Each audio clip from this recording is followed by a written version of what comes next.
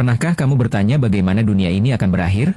Dari timur hingga barat, hampir setiap agama punya versinya sendiri tentang akhir dunia, dengan simbol, tokoh, dan pesan moral yang berbeda.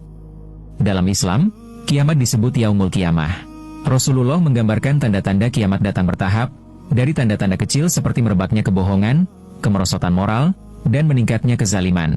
Lalu muncul tanda-tanda besar, di antaranya, munculnya Imam Mahdi, kedatangan Dajjal, turunnya Nabi Isa menumpas kezaliman, keluarnya Yakjuj dan Makjuj, dan akhirnya runtuhnya Ka'bah. Dalam ajaran Kristen, akhir zaman berpusat pada kedatangan kembali Yesus Kristus sebagai juru selamat umat manusia. Sebelum itu, muncul Antikristus, sosok jahat yang menyesatkan banyak orang, dan masa tribulasi, periode penderitaan besar di bumi. Kitab Wahyu menggambarkannya penuh simbol, 7 meterai, trompet, dan cawan murka Tuhan. Setelah masa kegelapan, Kristus turun bersama pasukan surgawi untuk mengalahkan kejahatan dalam pertempuran besar mirip Armageddon. Setelah kemenangan itu, dimulailah masa 1000 tahun damai, lalu terjadi penghakiman terakhir. Semua manusia dibangkitkan, diadili, dan kemudian Tuhan menciptakan langit serta bumi baru, dunia tanpa kesedihan dan kematian. Dalam pandangan Hindu, waktu tidak berjalan lurus, melainkan berputar dalam 4 zaman atau yuga, yaitu Satya Yuga, zaman kebenaran dan kesucian. Treta Yuga, munculnya kebaikan dan kejahatan bersamaan. Dvapara Yuga, kebenaran mulai memudar.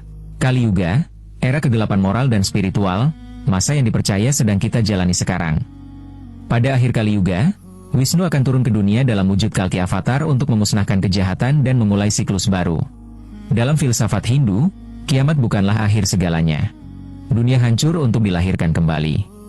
Sementara Buddhisme memandang kiamat bukan sebagai kehancuran fisik, melainkan kemerosotan spiritual. Ajaran Buddha dipercaya akan bertahan sekitar 5000 tahun sebelum manusia kehilangan pemahaman tentang Dharma. Ketika masa kegelapan tiba, akan lahir Maitreya Buddha, yang mengajarkan kembali kebenaran dan welas asih. Yang terpenting adalah menjaga kebijaksanaan dan belas kasih agar tetap selamat dalam samsara atau roda kehidupan. Akhir zaman hanyalah siklus, bukan kehancuran.